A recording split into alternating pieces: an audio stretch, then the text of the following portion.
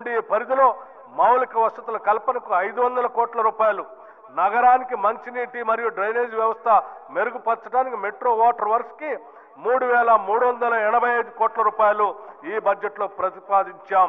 ఇవి కాకుండా హైడ్రాకి 200 కోట్లు, ఎయిర్పోర్ట్ వరకు మెట్రో విస్తరణకు 100 కోట్లు, ఔటర్ రింగ్ రోడ్డు కొరకు 200 కోట్లు, హైదరాబాద్ మెట్రో రైలు ప్రాజెక్టుకు 500 కోట్లు, పాత నగరానికి మెట్రో విస్తరణకి 500 కోట్లు, multi modal suburban rail transport system కొరకు 50 కోట్లు, మూసీ రివర్ ప్రాజెక్టు కొరకు 1,500 కోట్ల రూపాయలు ప్రతిపాదించాం.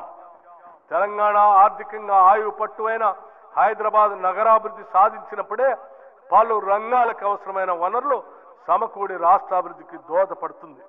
ఇది దృష్టిలో పెట్టుకొని నగరాభివృద్ధికి ఎన్నడూ లేని విధంగా భారీ ఎత్తున 10,000 కోట్ల రూపాయలు ఈ బడ్జెట్ లో ప్రతిపాదిస్తున్నాం. Regional ring road, outer ring road నిర్మాణం హైదరాబాద్ నగరానికి మణిహారం.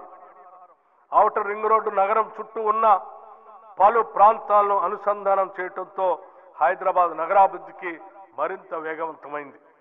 ఇలాంటి ఫలితాలను రాష్ట్రంలో మరిన్ని ప్రాంతాలకు విస్తరించేందుకు ప్రస్తుతం చేపడుతున్న రీజనల్ రింగ్ రోడ్ దోహదపడుతుంది. ఉత్తర ప్రాంతంలోని 158.6 కిలోమీటర్ల పొడవున్న సంగారెడ్డి, తూప్రాన్, గజ్వేల్, చౌటప్పల్ రోడ్డును, దక్షిణ ప్రాంతంలోని 189 కిలోమీటర్ల పొడవున్న చౌటప్పల్, షాద్నగర్, సంగారెడ్డి రోడ్డును జాతీయ రహదారులుగా ప్రకటించడానికి వీలుగా అప్గ్రేడ్ చేయాలని మా ప్రభుత్వం ప్రతిపాదిస్తుంది. రీజనల్ రింగ్ రోడ్ హైదరాబాద్ నగర ఉత్తర దక్షిణ ప్రాంతాలను, తూర్పు పశ్చిమ ప్రాంతాలను కలుపుతూ జాతీయ రహదారి నెట్వర్క్ తో అనుసంధానం చేయబడుతుంది.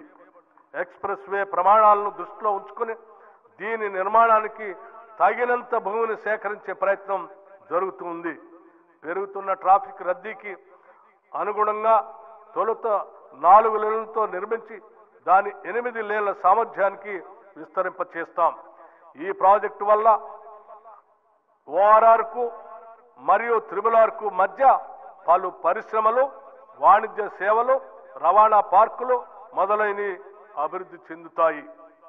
ప్రాథమిక అంచనాల ప్రకారం RRR ఉత్తర ప్రాంతం అభివృద్ధికి 13,522 కోట్ల రూపాయలు, దక్షిణ ప్రాంత అభివృద్ధికి 12,980 కోట్ల రూపాయలు ఖర్చు అవుతుంది.